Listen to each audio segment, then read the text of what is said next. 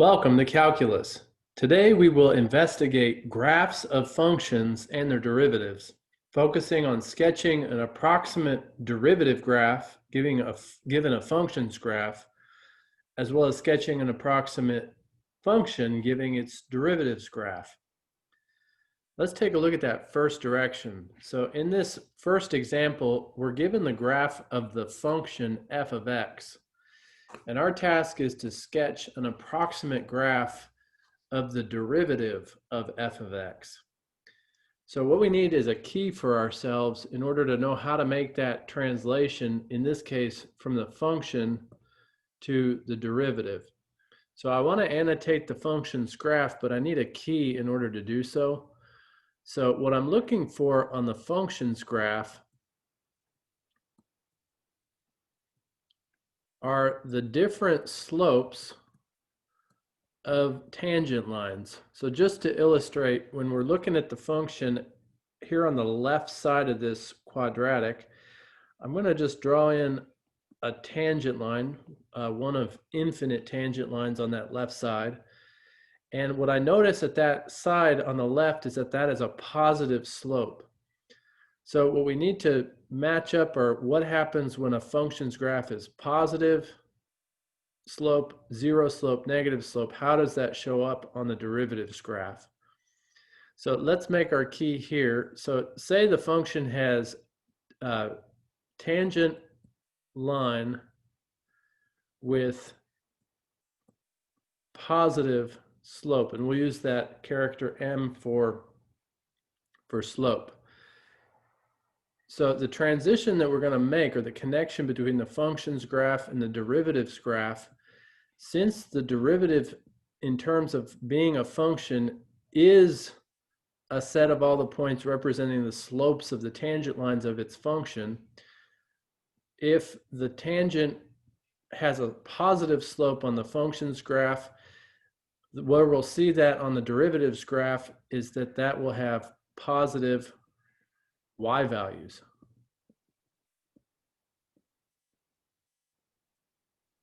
And that kind of gives us some insight into how we're going to make the graph of the derivative here. Let's fill in for the other two possibilities. We could possibly have horizontal tangent line. Horizontal tangent. So that would be a slope equal to 0. So just to identify a place on our graph here on number 1 where I have a horizontal tangent line right there at the vertex of that parabola, my slope equals 0. Well, the way that that would translate into the graph of the derivative is that there the y value would equal 0. So in terms of a trait of the graph, this is an actual x-intercept. So those are two of the cases. We could have a tangent that has a positive slope. We could have a tangent that has a 0 slope. And just anticipating that third case, we could also have a tangent line with negative slope.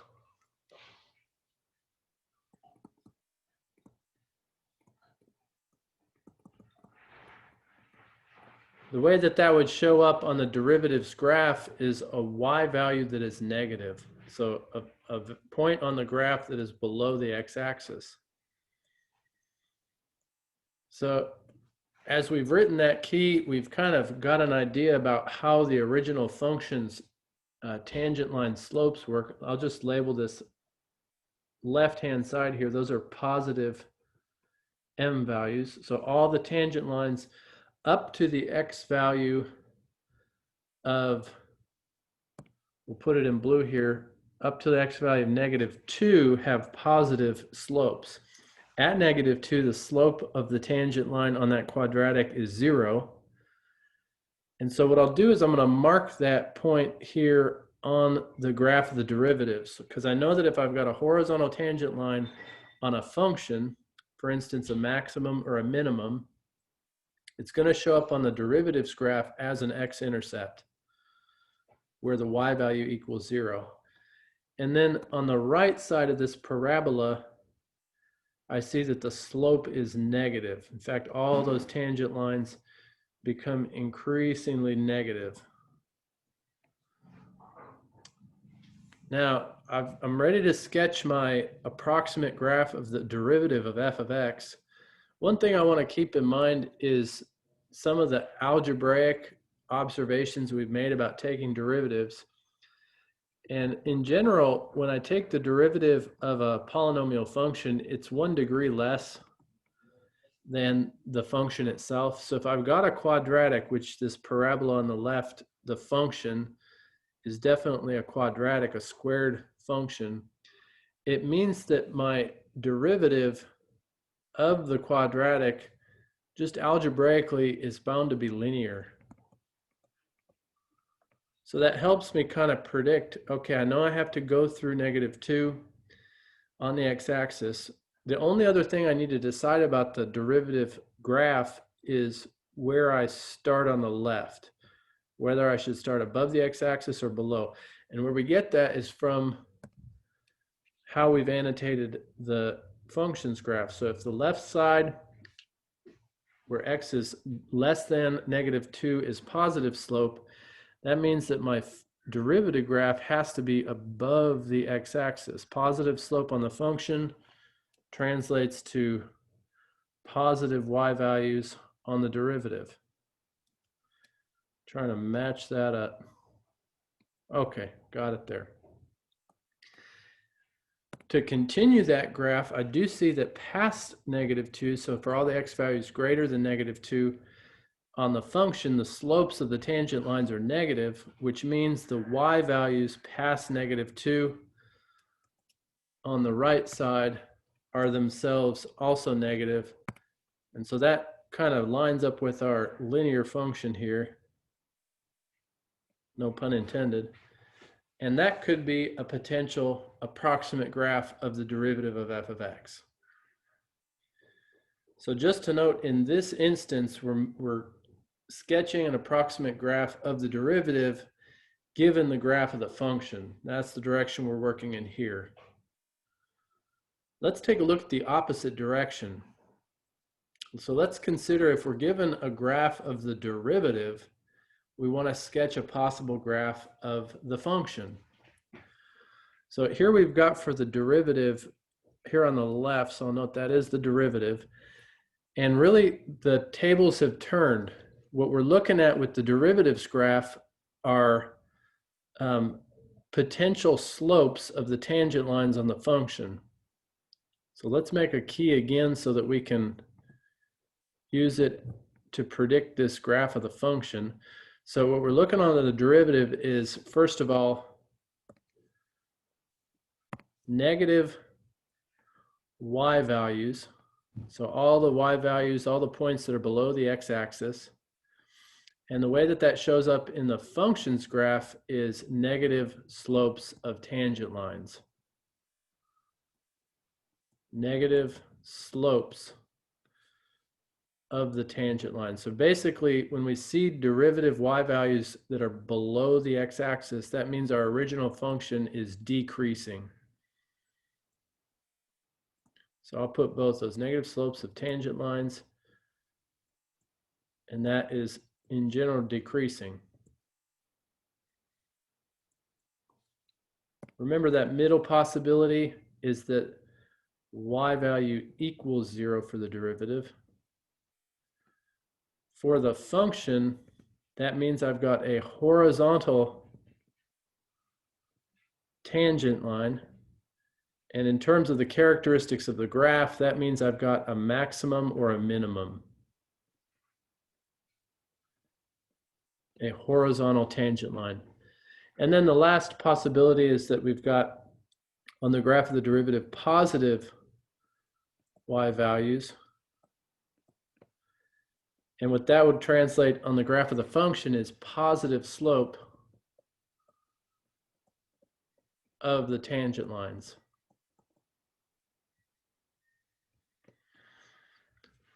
So let's go ahead and annotate our derivative graph here that's given on the left. So again, we're starting with the derivative here and working towards the function's possible graph. So I'm just going to mark the values here, -0 and positive. So the way it looks to me is these values really less than 0. So it looks like all the x values there in quadrant 3 are all below the x-axis. So this is negative y values, which means on our graph for the function, all the way up to 0, this graph is decreasing. Doesn't necessarily have to be below the x-axis for the function, but wherever it is, the slope has to be decreasing as we have our x values increase. At 0 itself, we have the y value equals 0. So really, I shouldn't have marked this in red here. I'm going to mark it in blue because here we have a max or a min. That is a place on the functions graph where the tangent line has a slope of 0. So it's either a maximum or a minimum, a vertex of some sort. And then all the positive x values have y values on the derivative that are positive. And I'll mark that. So these are positive y values past x value of 0, which means on our function graph, this is increasing.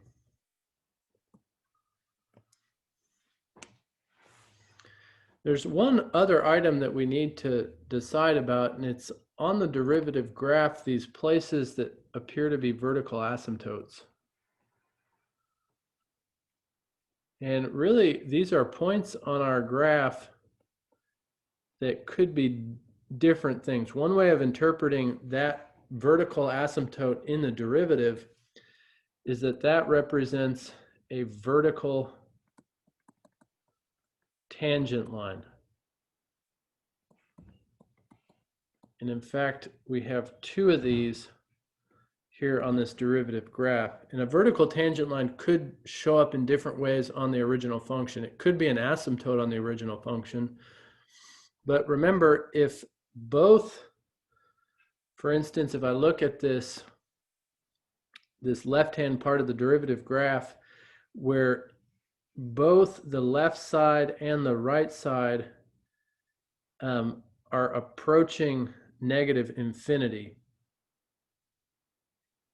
So the way I could write that is the limit of the derivative from the left side equals negative infinity, which is the same as the limit of the derivative from the right side. Now, if those are both headed in the same direction, what we could say is that's a vertical tangent line on the original graph where the slope is, in this case, negative, reaching a vertical tangent line, and then negative slope again. So really what we're seeing is an inflection point. So I'm going to mark there at -3. That's an inflection point. Let's put that in the distinct color. Let's use blue here, in fact. So with that in mind, we could also consider this vertical tangent line over on the positive x values another inflection point. That's at +3. And that gives us enough information at that point to sketch this graph. So notice, really, I haven't said where in terms of why this function graph needs to be. What I do know is what the slopes of the tangent lines need to do. So we'll just sketch a possible graph here. So I'm going to let's mark an inflection point arbitrarily, I don't know, at -3, 4, and another at 3, 4. We'll make this a symmetrical graph. And then we'll put in this case, since we're decreasing on the left, we'll put a minimum here on the y-axis at 2. And that gives us enough to sketch a possible curve of the function. It's not the only one, but it's a possible one. So I'm going to start here on the left. So notice it's a decreasing function that reaches an inflection point where I'd have a vertical tangent line. Change concavity, hit a minimum, and notice the graph decreases along that whole course. And then as we hit quadrant 1, now the inflection has a positive slope, attains a vertical tangent line, inflection point continues increasing to infinity. And that completes our task. Definitely not a unique possible graph of f of x, but it's a valid one given the graph here of the derivative. So thanks for joining for this investigation of sketching either a derivative's possible graph, if you've got the function graph, or a functions graph if you're starting with the derivatives graph. I'll let you make your own predictions. Thanks for joining. See you soon.